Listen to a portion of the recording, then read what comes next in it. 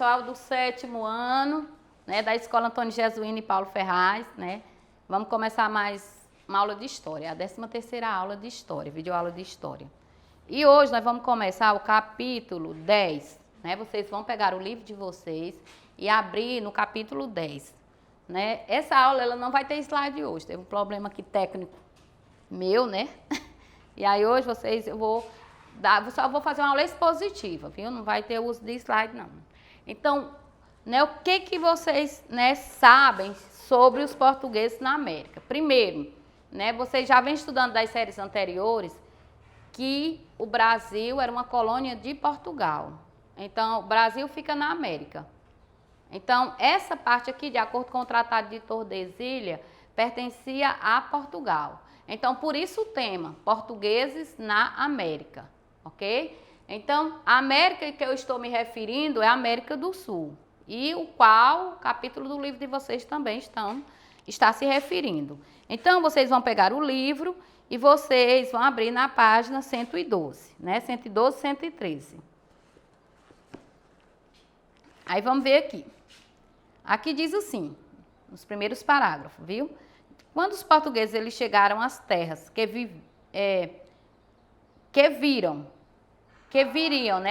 viriam a ser chamada Brasil, encontraram povos com cultura, costumes, organização social e línguas totalmente diferentes do que conheciam na Europa, na África e no Oriente. Calcula-se que em 1500, entre 3 milhões e 5 milhões de nativos habitavam o território brasileiro e estava distribuído em mais de 1000 povos que falavam aproximadamente 1.300 línguas. Então, era muita gente, né? Nós estamos falando aqui do início da colonização, que foi quando os portugueses colonizaram as terras, né? Que a chegada de Cabral aqui, a marca histórica é do dia 22 de abril de 1500, mas ele só, né, o rei de Portugal só passa realmente a vir para cá e a colonizar a partir de uns 3 anos depois, 10 anos, né? Tem livro que fala 10, tem livro que fala até mais. A gente não sabe o certo com precisão, não. Cada historiador, ele decreta uma data. Mas não foi na mesma data, não, 1500, não. Eles estiveram aqui e seguiram o caminho, né, para as Índias. Agora, o que fica claro era que aqui tinha várias tribos indígenas. Então, nesse caso aqui já tinha povos, não é? Que eram chamados por eles de indígena. E nós vamos chamar agora, neste momento, de nativos, viu? E aí é bem claro, nesse parágrafo que a gente leu, que eles já falavam outras línguas. E de acordo com o texto aí do livro de vocês, falavam mais de 1.300 línguas. E era uma população muito grande, porque eles falam aqui que era de 5 a 3 milhões de habitantes, né? Então, vamos ver aqui. 3 a 5 milhões, né, de habitantes que já estavam aqui na terra, né, que hoje é chamada de Brasil. Ok? Aí vamos ver aqui o que fala mais. Cada um desses grupos, de acordo com o livro de vocês, eles possuíam seus rituais, suas crenças, mitos, línguas, formas e trabalho de organização social. Então, é errado a pessoa dizer que eles, né, os índios, eles não tinham religião, não tinham uma vida organizada, não tinham crença, não tinham rituais. Que o índio era um povo sem cultura, eles tinham a cultura. Agora, por que hoje os livros de história, eles dão uma visão diferente dos livros que foram escritos naquela data? Porque para os portugueses, para os europeus, essa povoação, esses povos que viviam aqui, para a cultura deles, eles não tinham cultura, porque não era igual, mas eles tinham a cultura de acordo com, né, com as tribos, com o momento que eles estavam vivendo, cultura diferente. Viu? E a crença também deles era diferente. Todo mundo sabe que os índios, eles eram politeístas. E também podemos dizer que eles eram amitistas, que é aquela crença em animais, né? Eles tinham fé em animais, eles chamavam Deus da chuva, Deus do sol, né? Deus do trovão. Então, em fenômenos da natureza. Então, eles tinham a crença deles. Eles falam também aí, no parágrafo, né, mais na frente, ele diz assim, segundo a classificação feita por estudiosos, as línguas mais faladas pelos indígenas do Brasil, elas poderiam ser agrupadas em 4 troncos linguísticos, que é o tupi, que é uma língua que é muito conhecida por nós brasileiros, né? Tem gente que chama tupi-guarani. A outra língua falada por eles era o macro-G, viu? E o aruaque, e outra língua era a caraíba. Então, eram línguas faladas em tribos. É tanto que é igual uma língua diferente. Por exemplo, você está diante de uma pessoa que fala outra língua, por exemplo, o inglês, ele conversa com você e você não entende. Mas você sabe que ele tem a língua e quem sabe traduzir, traduz de boa. Entende o que ele está falando de boa. Então, entre eles tinha uma comunicação. Só que quando o português ele chega aqui, uma das primeiras coisas que eles fazem, principalmente, né, os jesuítas, eles cortam a relação do índio com a crença nos vários deuses e também eles cortam a questão linguística. Né? Eles ensinam os índios a ler e escrever. Eles não vão explorar essas línguas faladas aí não, como o tupi, o aruaque, né?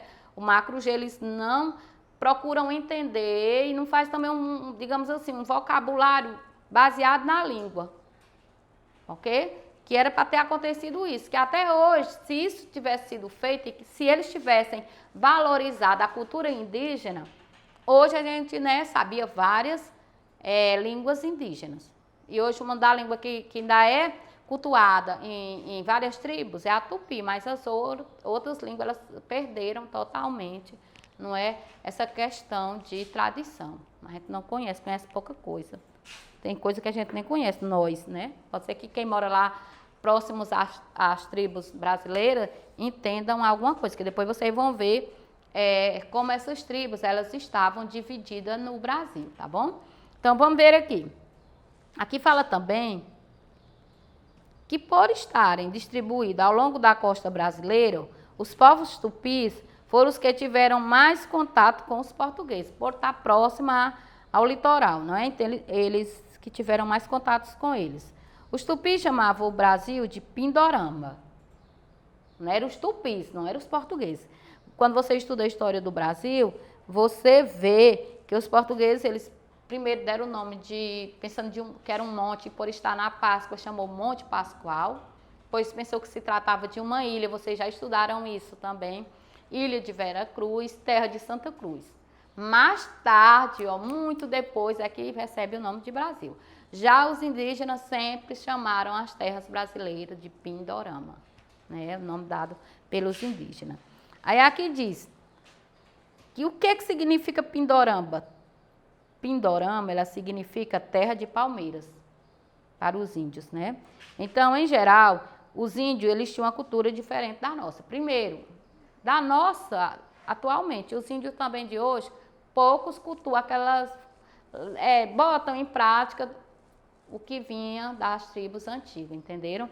Mas eles andavam nus, aí é bem claro, eles pintavam todo o corpo, eles usavam adornos de penas, né, de animais, e também tem muitos que a gente vê que eles usavam também folha de árvores para fazer várias coisas.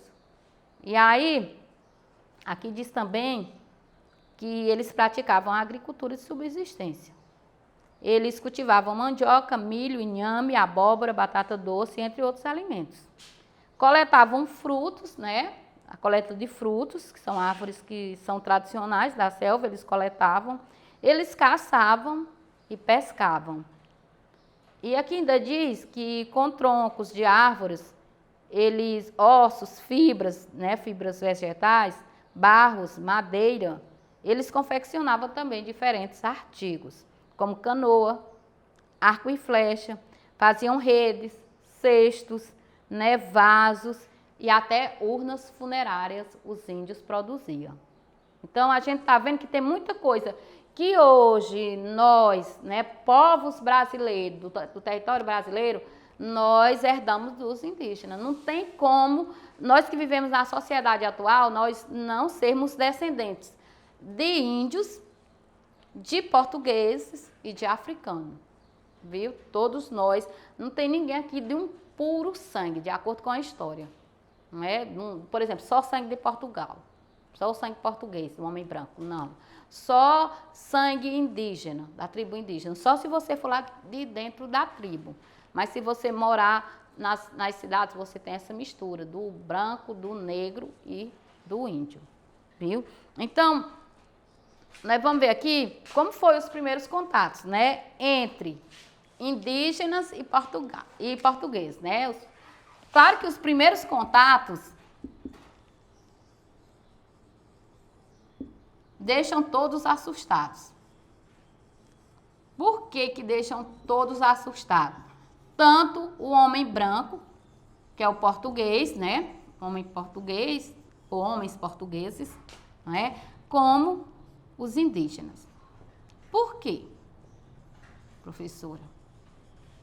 Primeiro, os portugueses não é, eram homens de peles brancas, homens que andavam vestidos, muitos deles usavam perucas. E quando eles chegam ao Brasil, ele encontra o quê? Homens nus, mulheres nuas, cultura diferente, choque de cultura, falando uma língua que eles não entendiam. E eles não tinham vergonha, né? Na carta de Pero Vaz de Caminha, quando ele escreve ao rei de Portugal, dizendo que encontraram essas tribos. E aí ele dizia o quê? Que eles não tinham vergonha de andar nu, de mostrar as partes íntimas, porque para eles não eram partes íntimas como era para o português. Era uma parte comum, como uma mão, um braço, um olho. Ele não tinha vergonha de mostrar. E o português achava aquilo ali o quê? Um absurdo. Porque um homem andar nu.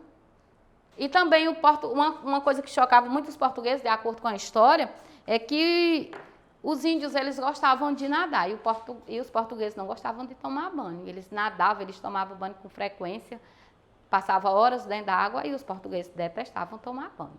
É tanto que a história conta que eles usavam fragrâncias fortes, francesas, para esconder o mau cheiro.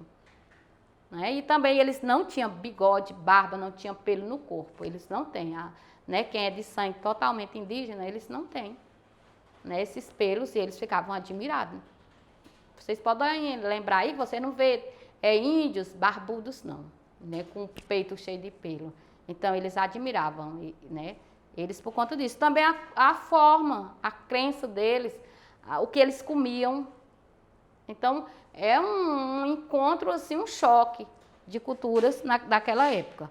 Mas, vamos ver o que fala o livro de vocês a respeito disso aí. Eu espero que vocês estejam entendendo, né? Então, diz assim: os tupis e a maior parte dos povos indígenas que habitavam o Brasil na época da chegada dos portugueses, eles viviam como? Em aldeias. As moradias, elas podiam estar organizadas em círculos ou em fileiras, né? A gente vê isso aí nos livros. E aqui diz, porém, em algumas aldeias havia apenas uma grande casa onde todos moravam. Até hoje, quando você está vendo história de tribos indígenas, é uma oca muito grande, que a casa do índio ela é chamada de oca, né? Então, é uma oca grande onde todo mundo dorme de quê? De redes. Então, cabe muitas redes. É comum.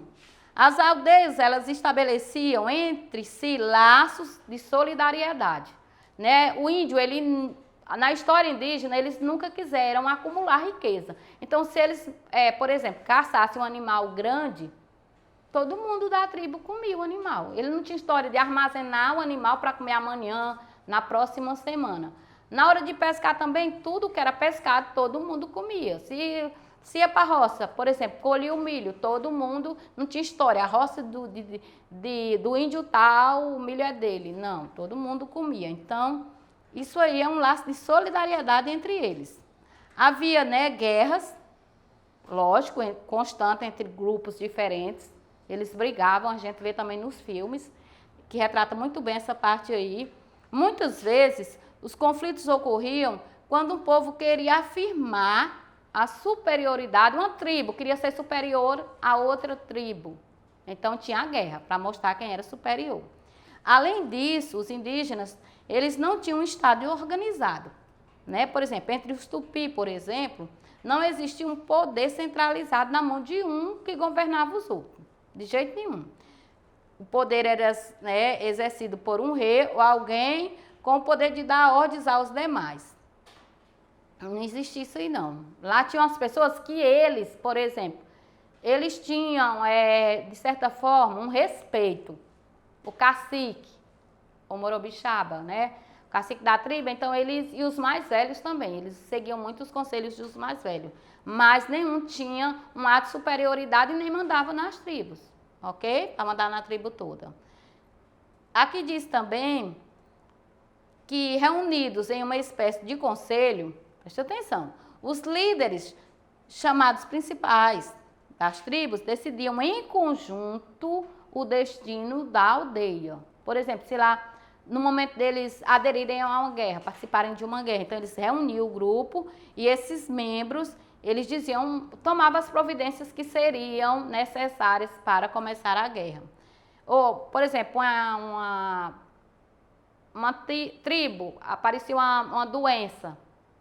Então, ali eles se reuniam para ver como era que eles iam fazer, tá bom? Que medidas eles iam tomar e o que iam fazer.